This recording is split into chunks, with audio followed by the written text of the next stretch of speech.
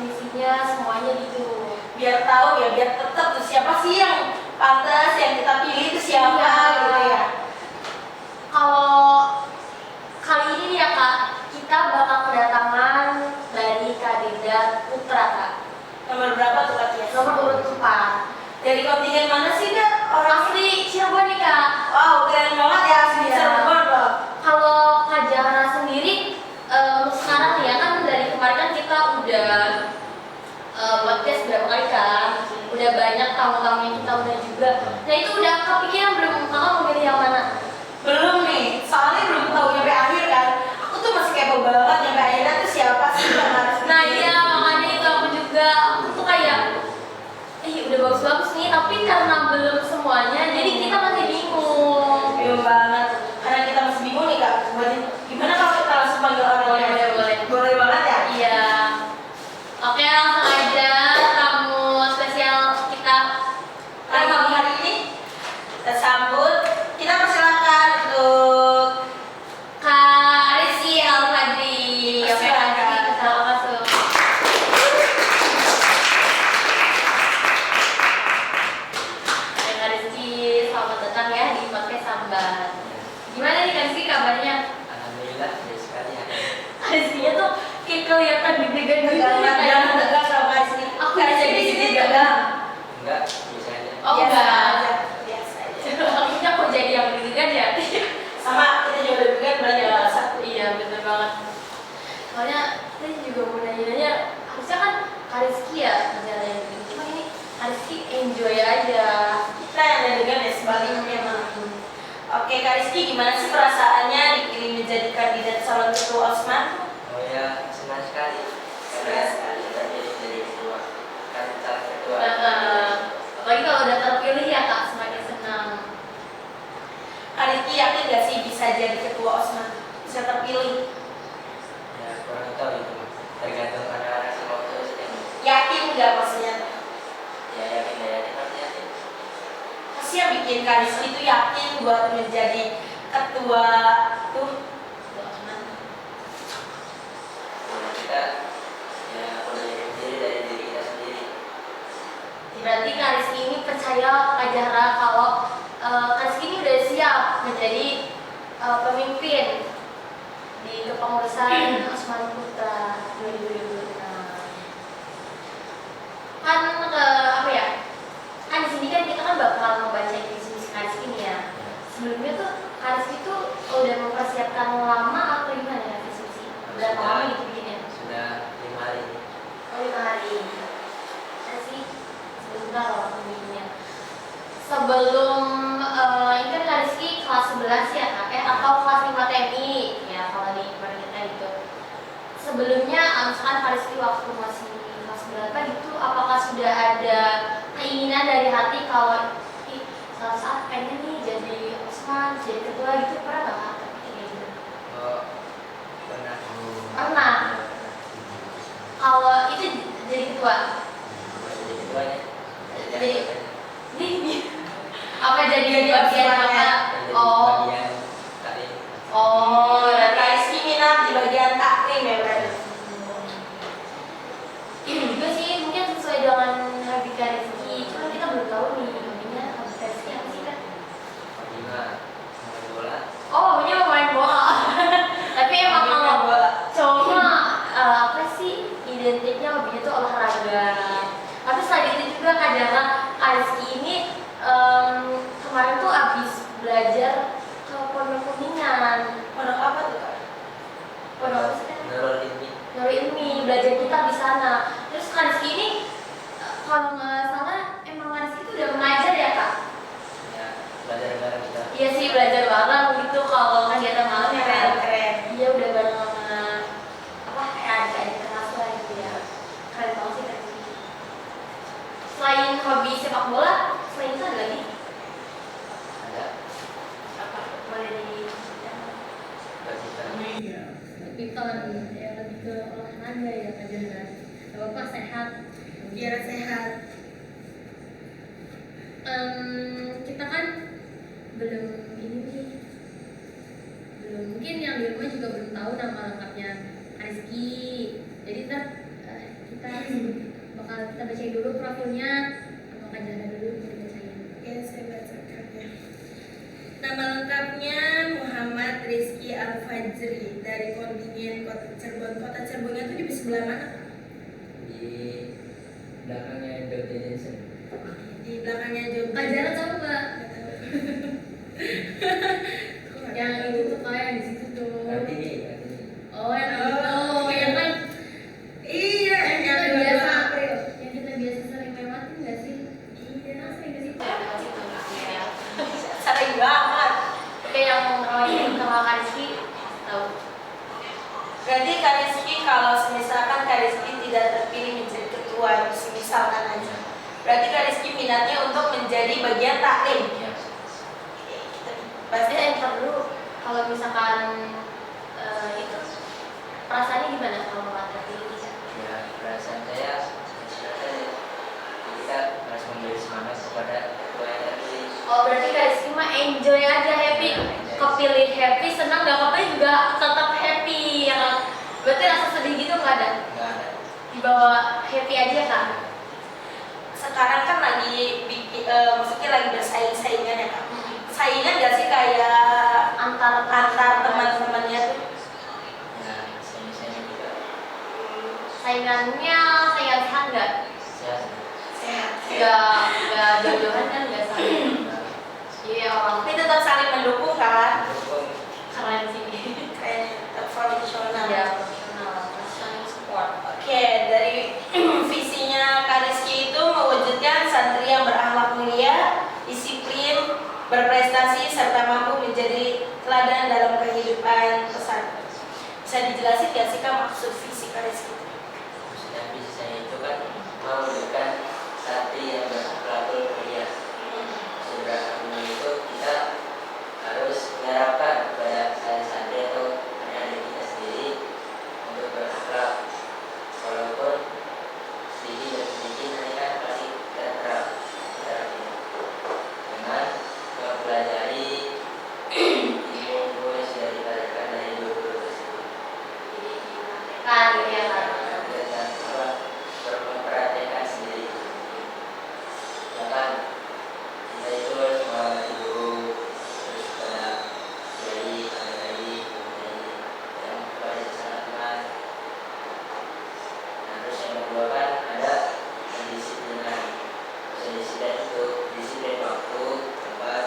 Misalkan kita ada kegiatan di pondok, nah kita harus mengajak, ayo kita kumpul ke lapangan misalkan. Ada kegiatan, kita harus mengajak kita malam lagi. Bisa terakhir ada Prestasi. berprestasi. Iya. Bisa berprestasi itu kita harus mengajak anak-anak untuk meningkatkan kemampuannya. Jadi berprestasi. Minat bakatnya ini ya. Ya Bakat. Iya kemana? Ayo jangan hanya ya pintar aja gitu ya, harus berprestasi. Apakah Kak Rizky nilai visi ini itu karena inginnya apa ya, sikap santri yang seperti ini atau karena emang ingin meningkatkan gitu? Karena saya melihat setiap hari ini saya itu ya ini banget dihadap, terus akhlak sama kedisiplinan. Jadi saya harus mendorong anak-anak untuk kedisiplinannya, berakhlak dan beradab. Apalagi kan kan di atasnya ilmu ya kan, jadi percuma gitu ya apa ya santri-santri pada belajar ilmu tapi Ada punya kurang adab, ya. sama aja bohong gitu ya. Kalau kan sekarang kan emang kurang disiplin ya Kak Rizky ya. Lagi banyak guru-guru yang ngeluh kalau misalkan yang kayak gimana sih kok sekolahnya jarang sekolah, telat terus, itu gimana tuh Kak Rizky? Yaitu kita harus melihat sikap kita sendiri. Kita harus mencontohkan kepada adik-adik kelas kita agar rajin, disiplin, dan tepat waktu. Seandainya kan udah dicontoh, sebenarnya kan mungkin udah moro-moro nih kan sih kayaknya harus jangan sekolah jam segini teman juga. So kalau misalkan ada anak-anak yang melanggar itu gimana? Ya kita harus memberi hukumannya agar mereka itu terkena Jerah gitu ya. jerah. Berarti bakal ada tindakan hukuman ya Kak Rizky. Nah kalau yang melanggarnya ini ternyata temannya Kak Rizky sendiri itu gimana? Ya sama, kita harus memberi hukuman juga seimbang. Walaupun itu mungkin akan memicu apa ya? Mungkin temannya Kak Rizky jadinya sikapnya tuh gak enak Kak Rizky kayak kesel gitu. Ya, kita harus terima karena itu kan harus Dilakukan ya. dilakukan terapan. Jadi kayak bodo amat aja Kak Rizky kalau sama temennya bakal Kalau bersuka. teman kita kesel kepada kita, kita harus terima karena itu kan sudah termasuk peraturan pondok. Nah, kalau misalkan Kak Rizky lagi di rumah, kamu kenapa bajunya kok nggak rapi? Orang teman Kak Rizky-nya aja nggak rapi, bahkan nggak lengkap bajunya. Itu gimana? Nah, kita harus bilang ke teman kita agar menyampaikan kepada adik kita. Kalau misalkan si bulan, masukkanlah bajunya, terus pakai sepatu yang rapi supaya disampaikan kepada adik kelasnya. Supaya nggak jadi bumerang Iya. buat pengurusannya sendiri ya kayak Apa sih Kak yang membuat santri sama pengurus tuh punya masalah dari antara mereka itu apa masalahnya? Tergantung adik-adik kelas kita karena kan banyak yang suka melanggar tidak ditaati perasaan kayak gitu. Jadi kan di adik kelas ini punya masalah nih sama pengurus. Nah tapi masalahnya tidak dibuka, ya di balik layar pasti adalah kayak misalkan ribut mana gitu. Kayak naik kuat-kuatan Ya kalau di Putra sendiri tuh masih ada ini nggak sih Kak kayak tangan gitu. Kalau laki-laki kan biasanya ribut gitu masih ada nggak? sekarang masih dari ada. Oh, alhamdulillah sudah tidak aman ya Kak. Sama Kalau untuk bullying ada nggak Kak?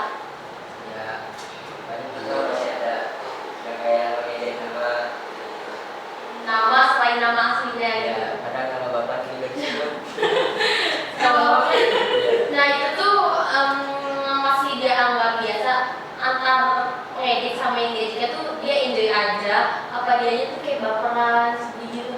Itu tergantung anaknya pak, karena kan ada anak itu sifatnya beda-beda, ada yang bukan, ada yang beramatan gimana menjadi gimana ya itu sih. Berarti kalau di sini beragam yang ada yang dia bodo amat, ada yang dia juga baperan gitu ya. Kalau kayak gitu diapain gitu sama Kazi? Ya, kita kita harus memberi nasihat kepada yang membulinya, yang membuli anaknya itu. Jangan sampai proses bullying itu terjadi lama sampai ke depannya. Karena itu bikin gak betah anak-anak Ya, rasanya Kak. anak-anak pondok itu yang berkatakan apa di sini dibully terus ya. Iya.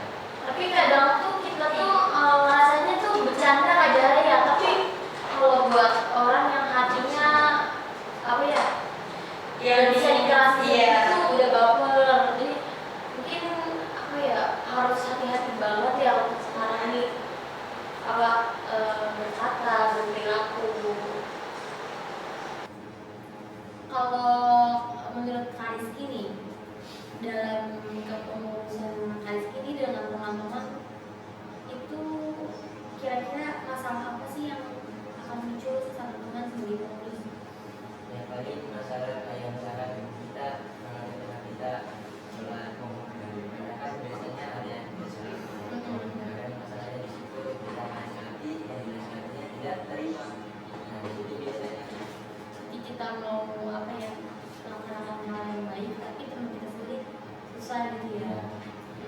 Menurut Kak Rizky lebih apa ya lebih sulit tantangannya bersama teman pengurus sendiri atau sama anak?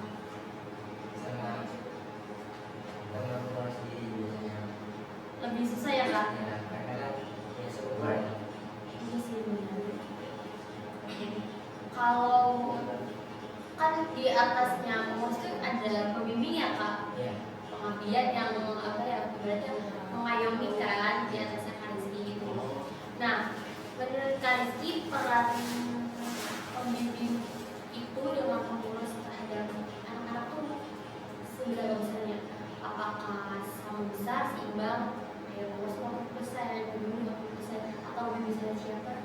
Besaran yang harus kita Oh, lebih besar terus. kan Oh, Ustazah. ya kan keluarga Jawa kan lebih tua lebih tinggi daripada kita. Jadi kayak lebih paham gitu ya. Jadi lebih paham sih anak-anak gitu. Tapi ya begini Kak Rizky, sering-sering ini ya Kak, apa konsultasi gitu ya ke pembimbing. Konsultasi kepada pengurus kepada pusat Ngobrol gitu ya Kak. Kalau di sini kan Kak Rizky kan ada yang menjadi teladan dalam kehidupan pesantren. Maksudnya apa sih Kak? maksudnya itu kan teladan yang berpengaruh kepada almarhum. Kita harus mencerminkan kepada anak-anak kita agar terlihat oh itu kakak kelas kita rajin, disiplin, dan merasa integritas segala macam. Nah, karena itu kita harus berkesinambungan. Jadi kita harus disiplin gitu lah. Misalkan sholat berjamaah lebih tepat waktu, sholat tepat waktu, sama beradab. Kita istirahat dulu ya Kak Rizky, biar kayak semangat, nggak tegang. Biar ntar pertanyaan selanjutnya nih kita Karisnya lebih semangat lagi jawabnya. Oke, kita break dulu, kita lanjut lagi setelah yang satu ini.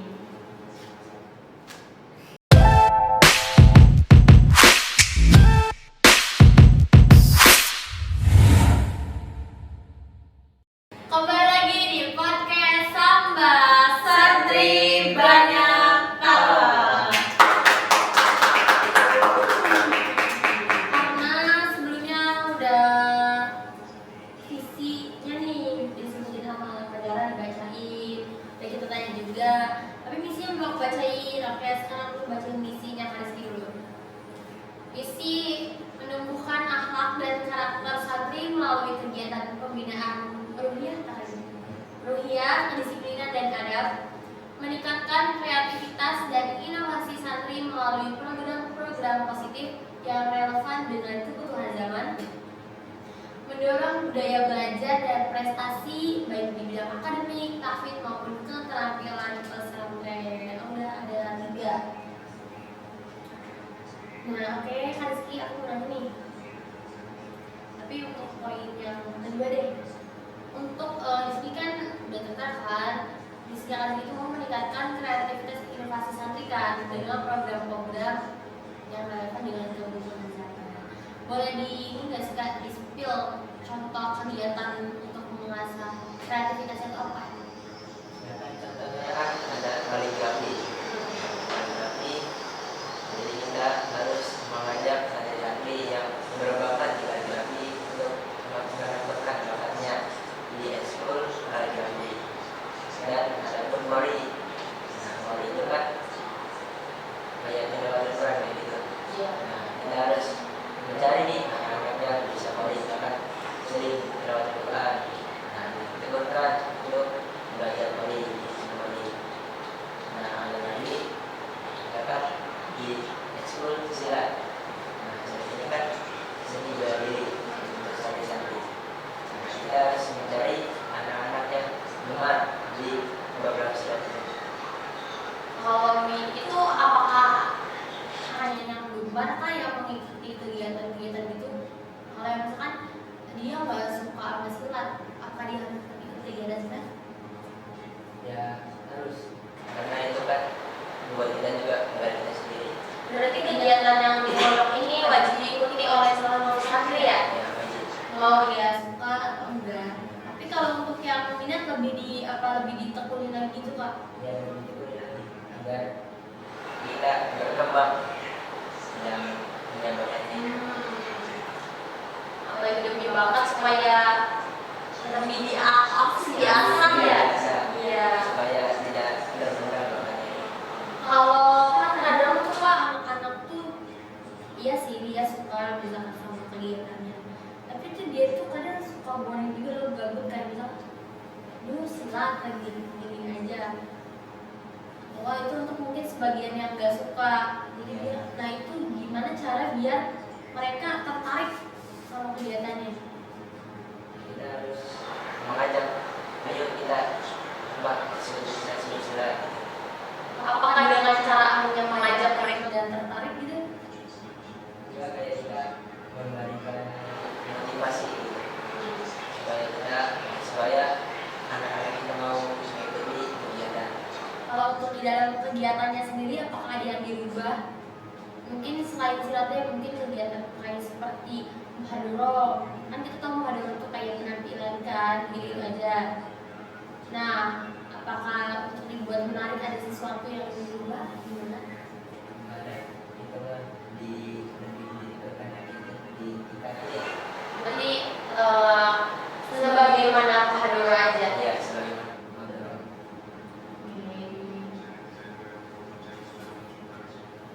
Di sini juga ada tentang tafis nggak sih Kak di sini? Iya, misalnya tentang tafid.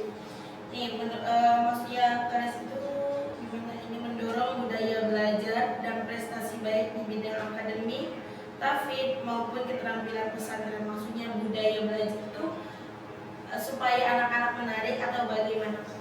Supaya anak-anak menarik dan kita bisa menarik perhatian warga sekitar.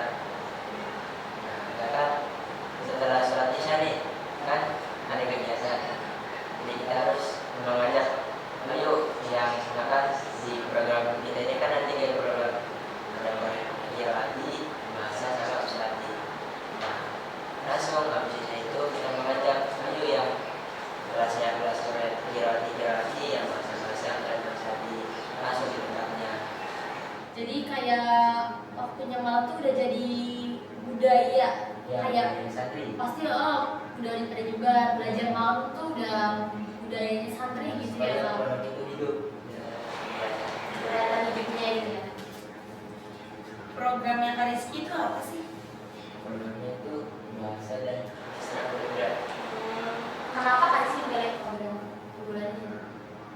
Karena bahasa itu kan untuk sudah bergenerasi, karena kita kuliah di mana itu kan di luar negeri, Iya. menggunakan bahasa Inggris dan bahasa Arab. Kalau ekstrakurikuler? Ekstrakurikuler sebanyak. Iya, maksudnya kenapa memilih itu ya sebagai programnya gitu? Ya supaya anak-anak itu kelihatan perkembangannya di beberapa ekstrakurikuler. Kayak jadinya di bidang apa sih gitu Ya. tadi itu oke.